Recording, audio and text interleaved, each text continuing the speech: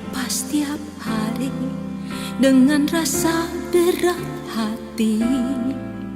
Hidup yang penuh arti ini mengapa jadi begini?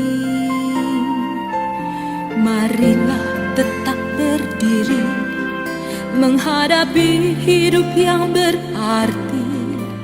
Kuasa dan tujuan hidup ini dari iman dan kasih.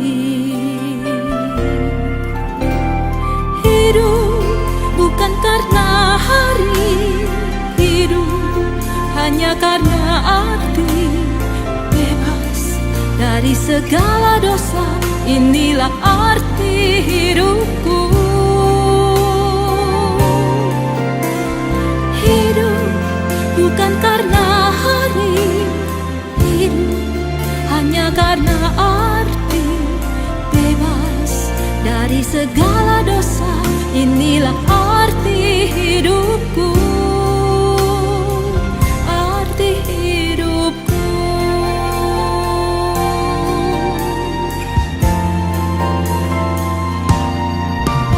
Tiap hari lepas tiap hari dengan rasa berat hati. Hidup yang penuh arti ini mengapa jadi begini? Marilah tetap berdiri menghadapi hidup yang berarti. Kuasa dan tujuan hidup ini dari iman dan kasih. Hidup bukan karena hari, hidup hanya karena arti. Bebas dari segala dosa, inilah arti hidupku. Hidup bukan karena hari, hidup hanya karena arti. Bebas dari segala dosa, inilah arti hidupku. Arti hidupku.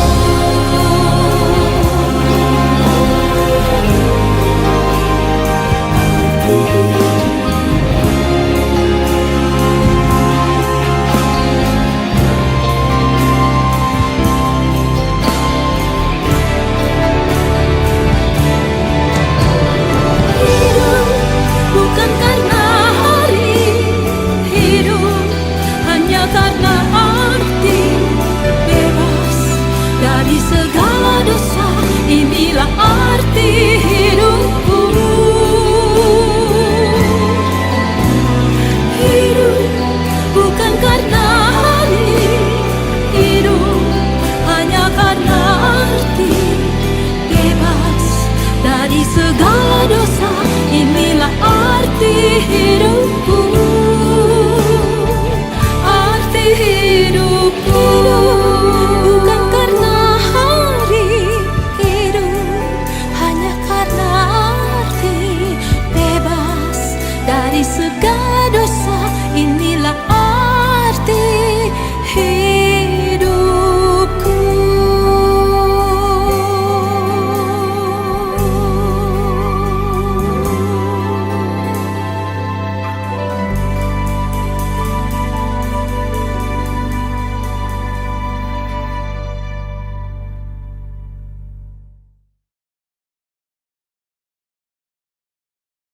Kita kembali dalam ibadah online kita.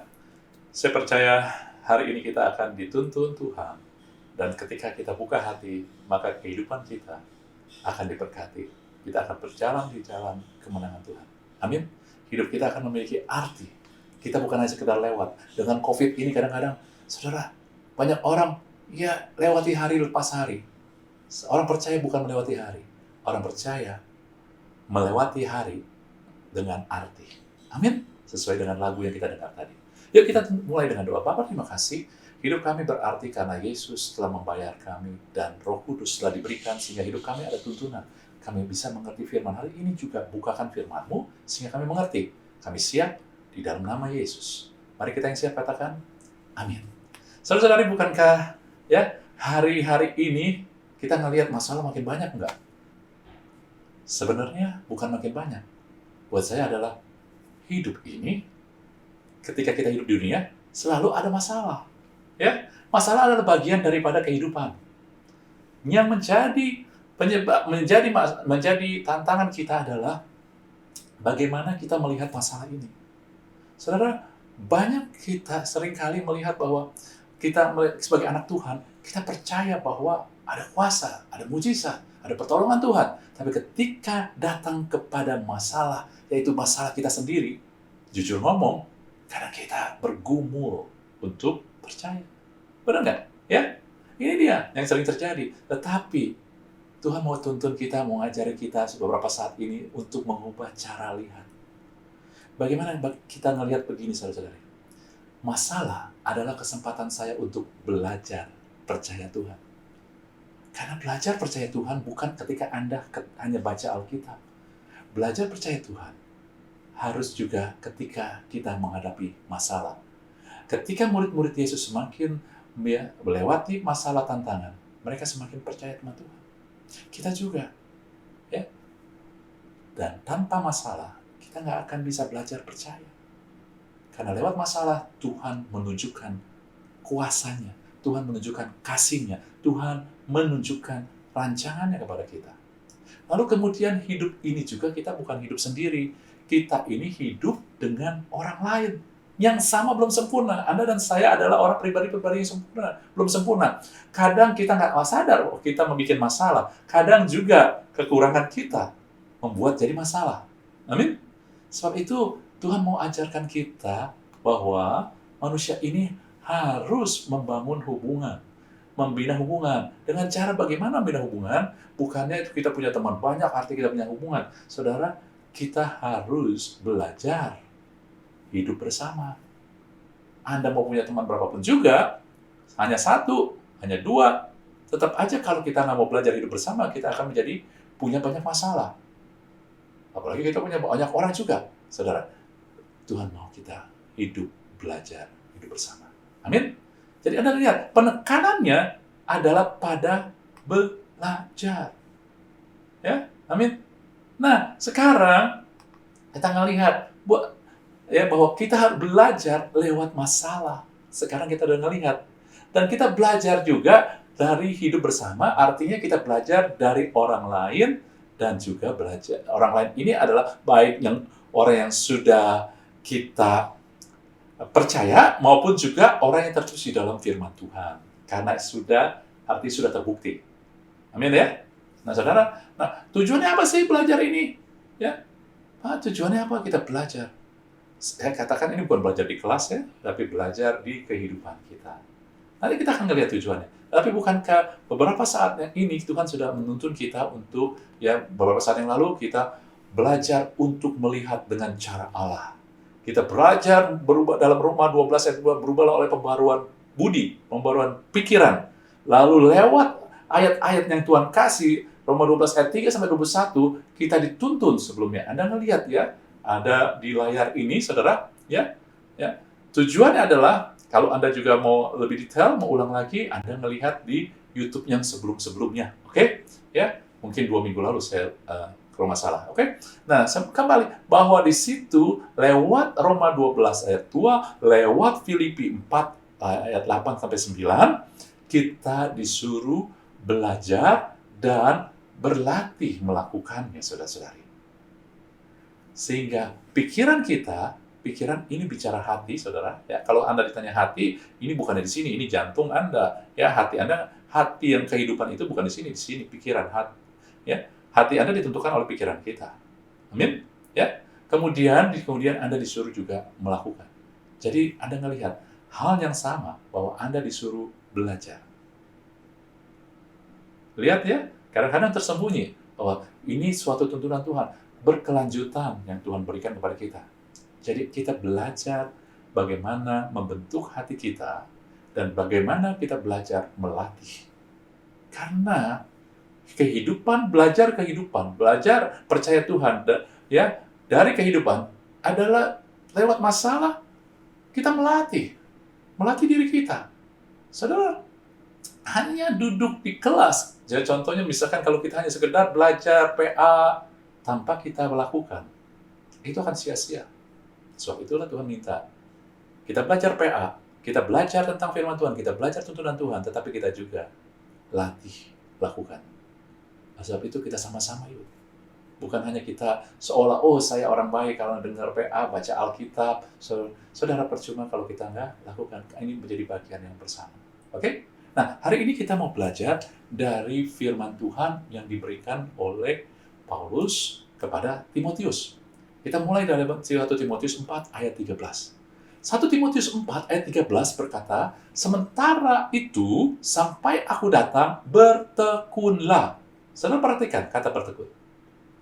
Bukankah ini berhubungan dengan belajar? Kalau Anda belajar, Anda harus bertekun. Ya? Dalam membaca. Belajar, kalau membaca itu juga dihubungkan dengan belajar. Dalam membaca kitab-kitab suci, memang konteksnya adalah kitab-kitab suci. Ya? Artinya, Anda belajar kehidupan, belajar dengan tekun, jangan keluar dari apa yang dari kitab suci. Jangan belajar dari buku-buku yang lain. Patokannya adalah kitab suci.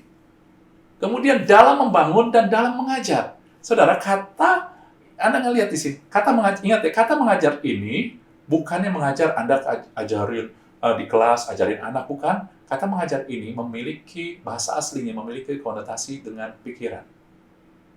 Jadi artinya Anda mengajarkan pikiran Anda. Sehingga tadi, Roma 12 ayat 2, pikiran Anda berubah.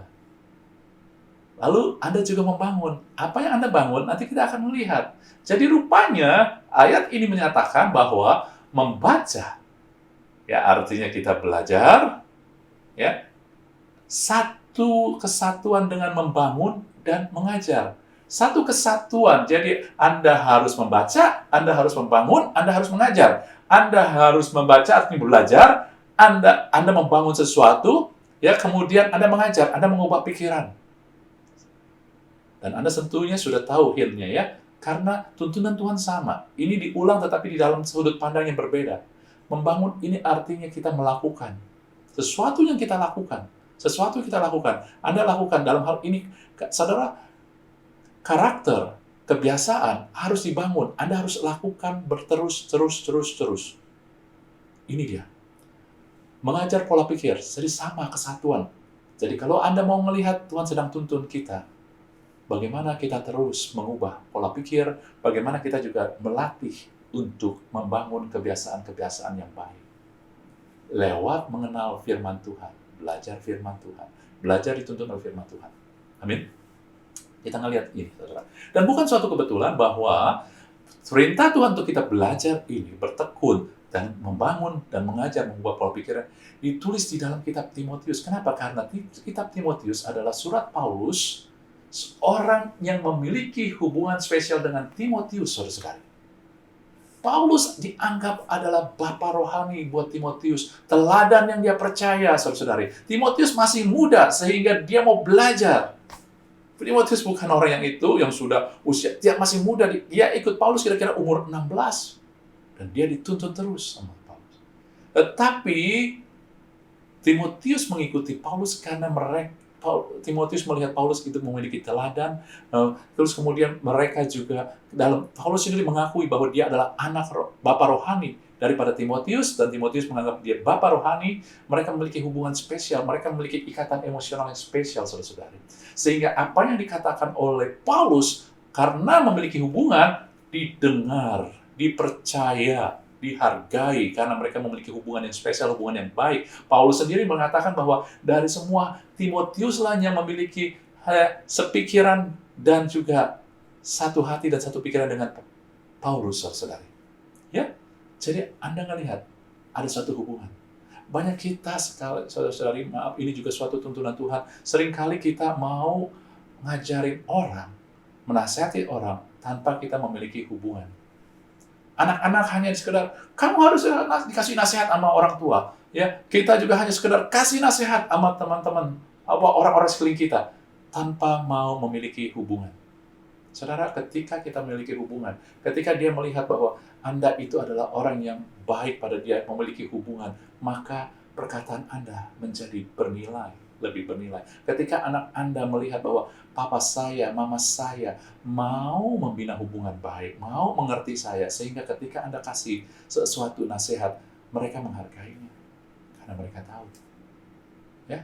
Tapi kalau Anda hanya bilang, Papa ini mama ini kerja keras buat kamu nggak mau dengerin. Saudara, ingat manusia itu kuat di mata, melihat. Tapi lemah di telinga. Ketika Anda hanya sebegitu doang, tanpa mau memberi teladan bahwa Anda mau membina hubungan, sulit untuk mereka menghargai perkataan kita. Demikian juga yang lain. Amin? Karena hubungan itu akan membuat Anda memiliki identitas.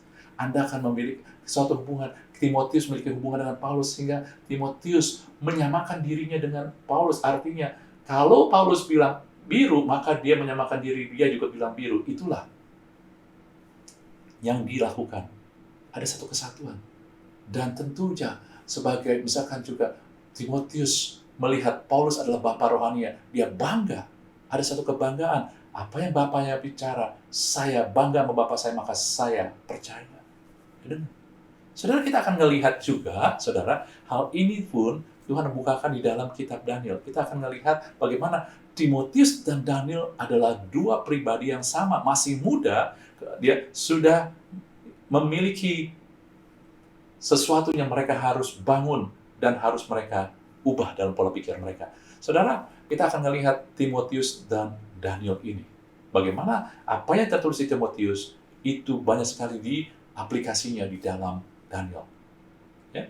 Daniel, Anda tahu bahwa Daniel adalah anak muda yang sejak muda, karena bangsa Israel ataupun Israel dikalahkan oleh Babel, maka sebagian daripada mereka dan terutama anak muda ini diambil untuk bekerja buat mereka, saudara-saudari.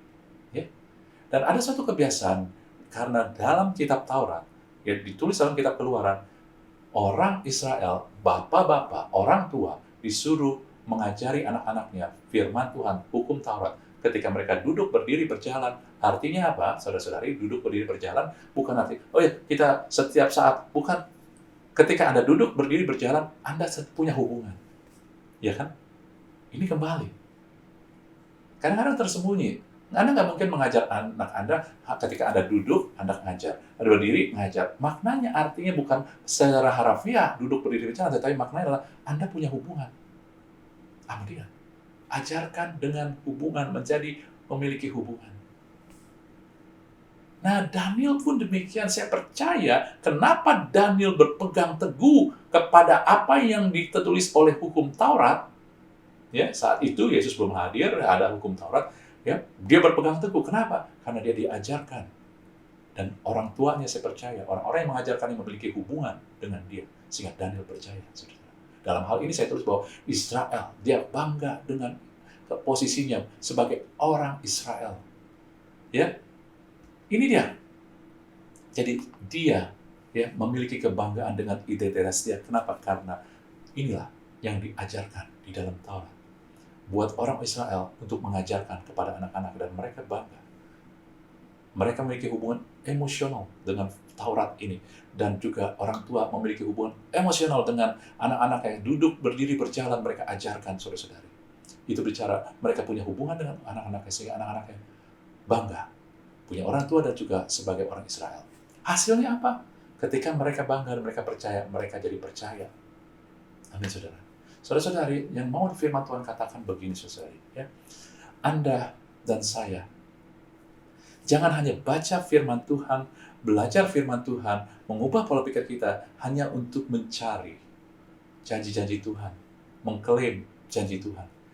Tapi kita diundang baca firman Tuhan untuk membina hubungan dengan Tuhan. Punya hubungan. Inilah perkataan Bapakku, inilah perkataan Yesus yang berkorban buat aku, inilah perkataan dari Roh Kudus yang menuntun aku. Anda punya hubungan. Bukan hanya Anda sekedar baca kata-kata yang tertulis, bukankah firman Tuhan adalah Kristus yang hidup, Kristus yang tertulis, saudara-saudari. Amin.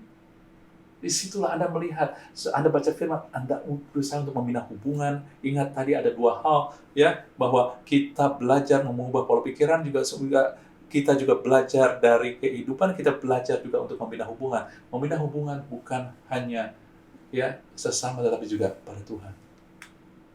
Salib itu vertikal dan horizontal.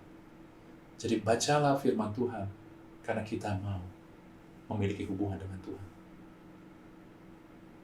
Ketika Anda hanya baca, ada anak-anak hanya dengerin orang tua karena dia memiliki kebutuhan, bagaimana perasaan Anda sebagai orang tua? Tetapi ketika anak Anda mau dengar, mau baca, ya mau belajar dari Anda karena dia sayang, anak-anak Anda sayang pada orang tuanya, anak-anak Anda mau punya hubungan dengan Anda senang, Anda banggakan. Tuhan juga mau gitu.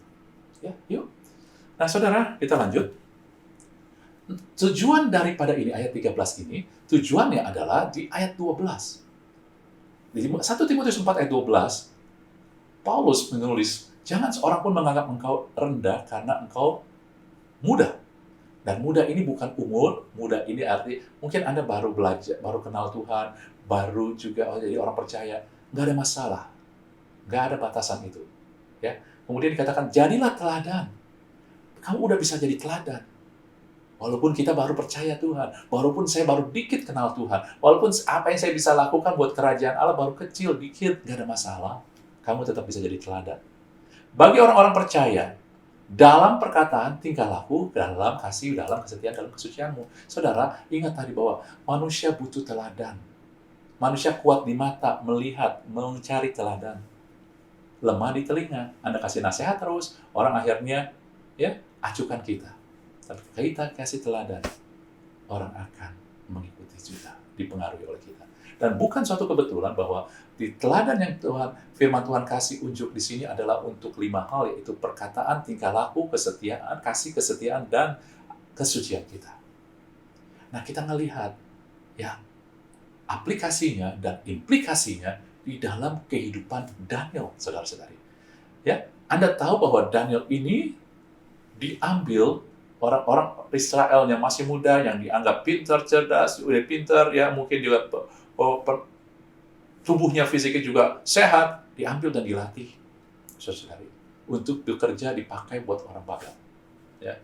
Kemudian terjadi apa? Dalam Daniel 1 ayat 19, ya, raja bercakap-cakap, Raja Babel, dengan mereka, dan dengan mereka orang-orang, bukan hanya Daniel, banyak orang-orang yang diambil, anak-anak muda yang diambil dari, bukan dari Israel aja, Yerusalem aja, dari seluruh, karena Babel saat itu menguasai bangsa-bangsa begitu banyak. Itu suatu kerajaan yang besar, mereka menguasai, mereka ambil, ya. Lalu raja bercakap-cakap dengan mereka, dan didapatinya 4 orang ini, saudara. Ya, Daniel dengan Hananya, Misael, Asaria. Anda kenal Sadrak, Mesak, Abednego, ini nama-nama nama-nama mereka, ya. Maka raja mendapati 4 orang ini. Dan raja ini menyukai. Nggak ada yang setara dengan mereka, dan raja suruh mereka kerja buat saya. Ini kerja kepada raja artinya menjadi dekat, yang dekat dengan raja, yang berhubungan dengan raja, saudara. Bukan yang di dalam kerajaan. Dalam kerajaan banyak, tapi yang dekat dengan raja. Dipilihlah mereka. Kapan mereka dipilih? Ketika raja bercakap-cakap. Saudara ngelihat, ini dia. Ketika bercakap-cakap, ya, dari perkataan mereka, raja menemukan, ini orang bisa dipercaya, ini orang bisa berhikmat, ini orang yang saya butuhkan. Saudara-saudari, perkataan Anda menentukan apa yang Anda dapat.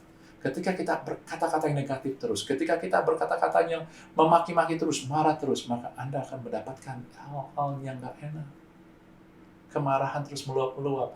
Nah, saudara, bukan Tuhan nggak kasih, Tuhan sudah kasih segala sesuatu. Sekarang cara kita menerimanya, ini aplikatifnya, adalah dengan berkata. Perkatakanlah kata-kata yang positif.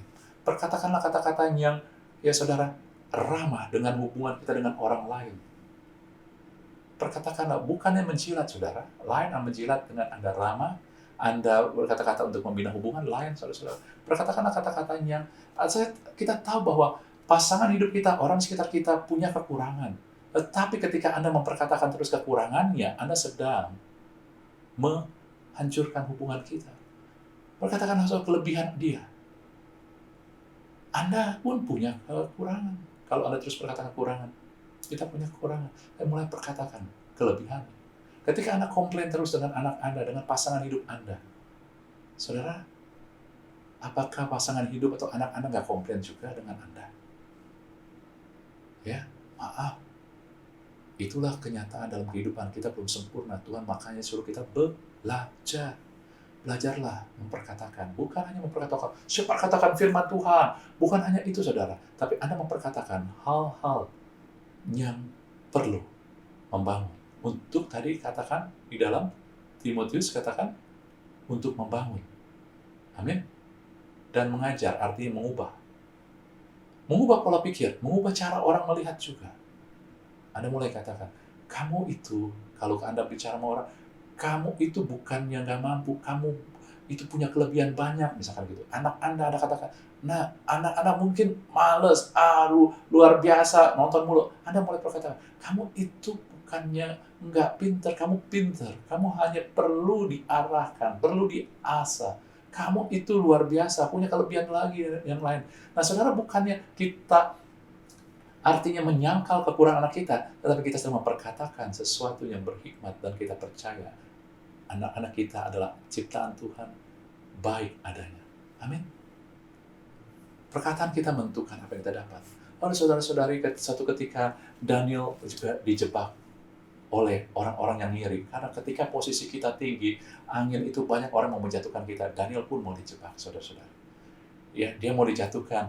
Dan dikatakan di dalam Daniel 6 ayat 5, ya, pejabat tinggi itu dan wakil raja itu orang yang tinggi.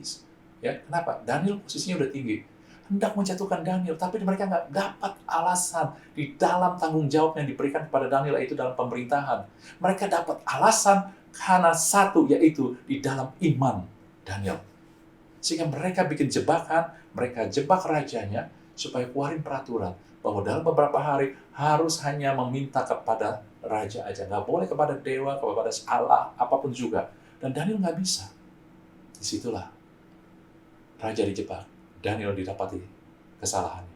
Tetapi di dalam tingkah lakunya, di dalam karakternya, di dalam kebiasaan Daniel, tidak ada, dalam tanggung jawabnya, tidak ada celah, saudara-saudara. Ya?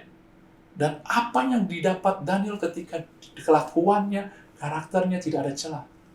Ketika dia harus dihukum karena peraturan raja nggak bisa diubah, rajanya sendiri, saudara, dalam ayat 15, rajanya sendiri cari cara, raja mikir bagaimana cari cara untuk menolongnya. Tetapi karena peraturan bahwa raja nggak bisa menarik apa yang sudah dikeluarkan, dekret yang sudah dikeluarkan, dia nggak bisa apa-apa. Daniel dimasukkan ke gua singa, tetapi saudara, Allah yang menolong. Manusia mungkin nggak bisa, tapi Allah. Tetapi Anda ngelihat, raja sendiri berusaha menolong. Saudara, dengan kata lain, kesetiaan kita, karakter kita akan memberikan perlindungan yang kita dapat. Kalau karakter kita jelek, kita marah, ribut terus sama orang, kita selalu nipu orang, saudara. Ketika suatu saat kita mengalami masalah, orang nggak ada yang mau nolong. Karena karaktermu, tingkah lakumu, saudara. Saudara, kita sudah diberikan, Pak Yan pun sudah sampaikan, kita sudah diberikan DNA-nya Kristus. Anda sudah dikuduskan, Anda sudah diberikan karakter menjadi orang yang setia. Praktis, lakukan itu. Amin. Karena saudara-saudari, ya, ketika Anda lakukan itu, maka itu akan memberikan perlindungan. Dalam Amsal 14 ayat 32, Anda lihat dalam layar, ya, dalam layar dikatakan, orang fasik dirobohkan karena kejahatannya. Orang fasik itu orang hatinya yang nggak beres, ya, tetapi orang benar mendapat perlindungan karena ketulusannya. Anda dan saya sudah diberikan DNA Kristus, yaitu Anda tulus dalam tingkah laku, dalam karakter. Saudara, karakter, tingkah laku bukannya seketika, tetapi Anda lakukan terus, belajar, lakukan, belajar, lakukan. Itu akan memberikan perlindungan buat kita. Amin. Lalu Anda melihat juga di dalam Daniel, ketika raja kemudian, saudara-saudari, ya, ketika Daniel, Sadrak, Mesak, Abednego berkenan di hadapan Allah, dan juga terutama Daniel, saudara, ketika raja mau kasih mereka hadiah. Dan hadiahnya apa? Ya, luar biasa.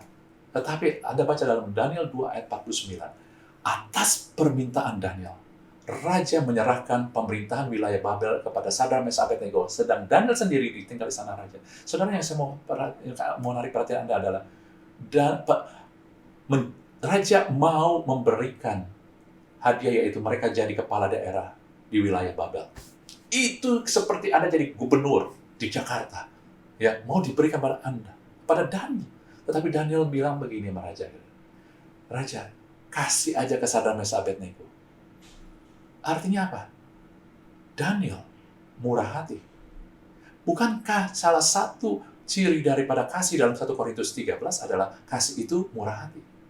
Daniel itu murah hati. Dia nggak mementingkan diri sendiri, tetapi dia bilang, berikan kepada Sadrak, Mesak, Abednego. Saudara, Daniel bilang, saya di istana raja aja. Mana yang lebih enak? Di istana raja sesungguhnya banyak orang-orang yang Anda ngelihat tadi, banyak orang-orang yang akan mencari kesalahan Anda karena di posisi yang dekat sama raja. Di sana raja Anda begitu banyak akan mungkin lebih pusing mikirin, tetapi Anda di pemerintahan Anda harus mikirin segala sesuatu. Tetapi kalau dia jadi kepala pemerintahan di Babel, ya Anda memerintah, punya otoritas sendiri menurut kemauan Anda sendiri. Ya, walaupun harus tanggung jawab pada akhirnya kepada raja itu, tetapi tentu lebih enak jadi kepala pemerintahan di Babel, betul kan? Ya. Tetapi Anda melihat orang yang murah hati. Firman Tuhan dalam Matius 5, orang yang murah hati akan mendapatkan kemurahan. Matius 5 ayat 7, saudara, katakan gitu, khotbah bahagia Tuhan. Dan itulah yang Daniel dapat, saudara-saudari. Ketika dia murah hati, Daniel mendapat kemurahan. Anda ngelihat, akhirnya Daniel diangkat, pada akhirnya, kalau Anda baca kitab Daniel, diangkat menjadi orang yang salah satu daripada 3 orang yang paling berkuasa di kerajaan itu, saudara. Dia dapat kemurahan lagi. Amin. Nah, saudara, kemudian juga Anda melihat tadi kembali kepada Daniel 6 ayat 5, kita tahu bahwa Daniel itu setia kan? Gak ada satu kesalahan. Sebab ia setia. Tidak ada didapati satu kelalaian. Nah, saudara-saudari, firman Tuhan menjadi kasih unjuk bahwa ya, Daniel kemudian karena dia setia, dia mendapat kesukaan dari raja. Makanya dia diangkat. Makanya rajanya memperhatikan dia ketika dia harus dihukum masuk gua singa. Rajanya yang setengah mati dan kemudian besoknya raja yang pertama paling dulu datang ke kandang singa. Selamatkan engkau Daniel. Karena Daniel adalah kesukaannya. Karena kesetiaan itu, saudara, ketika kita belajar untuk menjadi setia, kita itu kesayangan Tuhan. Tetapi ketika kita belajar terus setia, kita belajar, ya walaupun ada masalah adalah bahwa arena kita belajar, bukan hanya percaya Tuhan, belajar untuk kita tetap setia kepada firman Tuhan, kepada prinsip-prinsip kerajaan Allah. Maka Anda akan menjadi kesukaan. Anda tahu, ya saudara-saudari, kalau kita kerja, ya, kita menjadi kesukaan dari bos, maka bos kita akan perhatikan. Kita punya masalah, langsung diperhatikan. Kita punya kebutuhan, langsung diperhatikan. Ya. Bukannya favor, bukannya Tuhan pilih kasih, saudara. Enggak, Tuhan mengasihi kita semua. Tetapi, saudara, kita sudah diberikan karakter setia itu, DNA Kristus. Ya, semakin kita melatih itu, maka apa yang kita bisa terima dari Tuhan semakin luar biasa. Ya. Nah, saudara, kemudian dikatakan dalam firman Tuhan, Amsal 12 ayat 12, ini saya tambahkan dalam firman, ya, jadi terjemahan dalam IMB, karena ini sesuai dengan bahasa aslinya, mereka yang berlaku setia adalah kesukaannya. Bukan saya ngomong, firman Tuhan ngomong. Ya, mereka yang berlaku setia adalah kesukaannya. Dulu kita harus berusaha untuk menjadi setia. Sekarang kita sudah lahir baru, diberikan karakter Kristus, DNA kita. Yesus setia nggak? Setia. Dan kesetiaan Tuhan Kristus, karakter Kristus yang setia itu ada di dalam kita. Tetapi harus kita mulai ubah cara kita melihat pola pikir kita.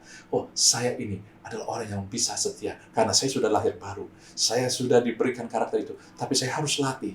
Maka Anda bisa setia. Dan hasilnya, Anda jadi kesukaan. Anda tetap kasih sayang. Tapi Anda juga menjadi kesukaan. Haleluya. Anda mau? Saya mau. Ya. Kemudian saudara kembali. Ya. Bahwa Anda tahu bahwa Daniel tidak mencemarkan tubuhnya. Ketika dia mau dikasih makanan dari para bangsa Babel, dia tolak, saudara. Anda tahu kan? Ketika dia disuruh juga menyembah dewa lain, raja, patung buatan manusia, dia nggak mau. Dia nggak mau mencemarkan ibadahnya.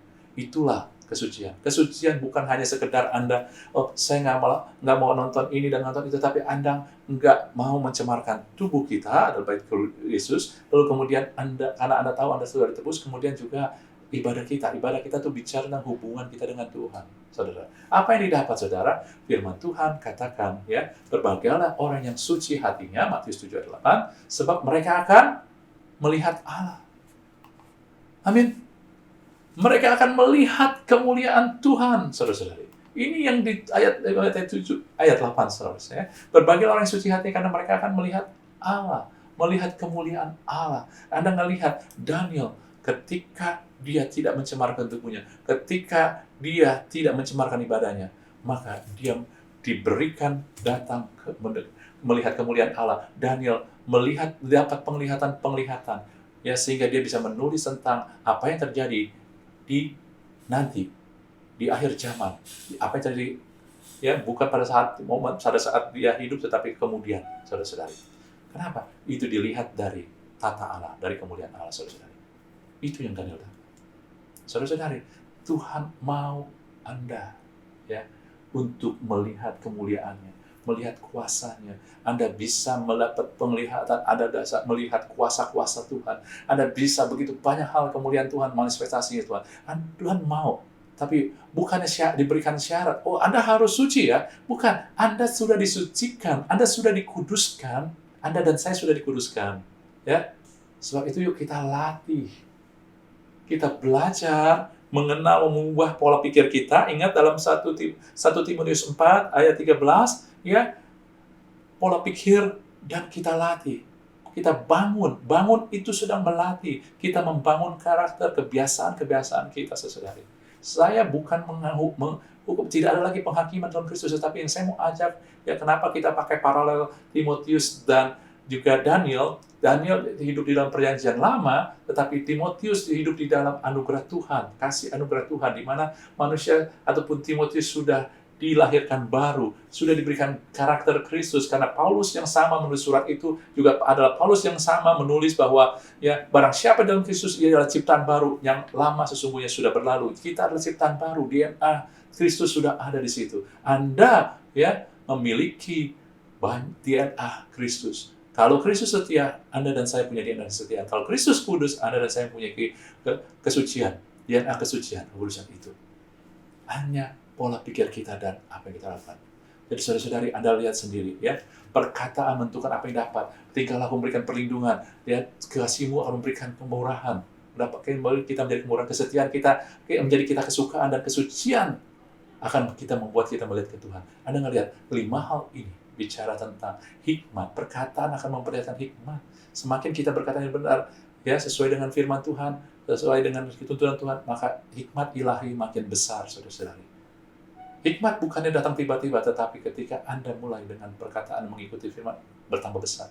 Dan tingkah laku kita nggak bisa langsung. Tingkah laku bicara karakter, ini harus dibentuk. Kasih bicara hati, kesetiaan bicara moral, kesucian bicara hawa nafsu. Baik, itu hal-hal yang daging, saudara. Jadi Anda ngelihat, pada akhirnya, ketika kita mau belajar dan melatih, maka kita akan dipenuhi hal-hal yang baik di sini. Kita bisa berhikmat, kita memiliki karakter yang baik, yang mulia. Kita punya hati yang penuh kasih, kita mempunyai moral yang baik, dan kita bisa mengontrol hawa nafsu kita, saudara-saudari. Akhirnya saya mau katakan, apa yang Tuhan mau lakukan adalah, hidup adalah untuk belajar, tapi bukan di kelas, tapi di kelas kehidupan ini.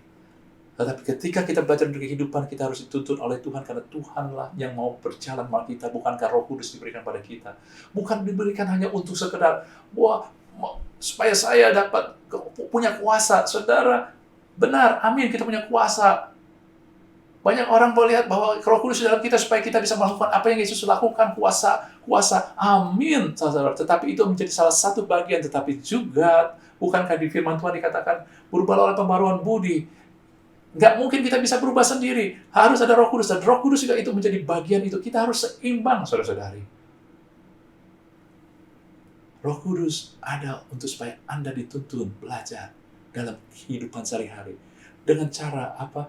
Dengan cara membangun hubungan dengan Tuhan dan sesama.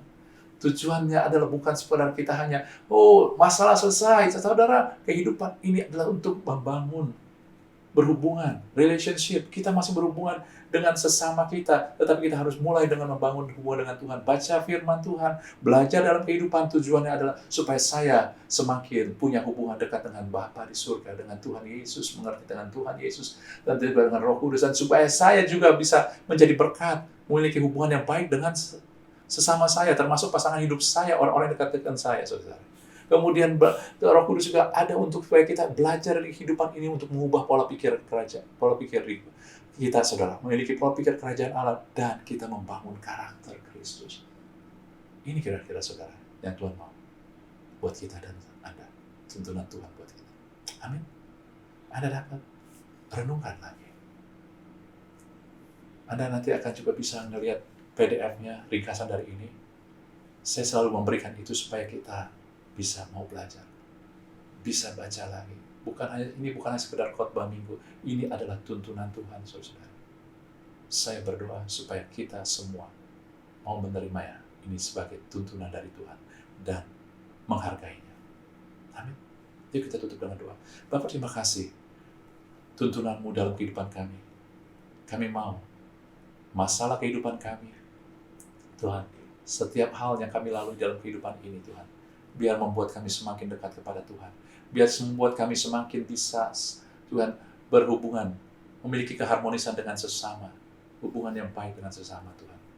Dan juga biar juga segala hal yang kami lalui dalam kehidupan lewat tuntunan Tuhan dan firman Tuhan mengubahkan pola pikir kami, dan juga membuat kami semakin giat di dalam melakukan hal-hal yang benar, sehingga karakter kami akhirnya semakin diubahkan. Terima kasih Tuhan.